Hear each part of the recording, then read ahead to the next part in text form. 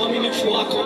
Nataka kusikia sauti ya watu ambao wameinua mikono yao juu. Ukiwa umefunga macho, mwambie Bwana akakufinyange usiku wa leo. Inua sauti yako, ongea na mfalme wa wafalme. Maandiko yanasema watakaomwita kwa roho wa kweli watawasikia. Siku ya leo tunamwita mfalme akatufinyange, akaondoa ugumu wa kila aina juu ya maisha yetu.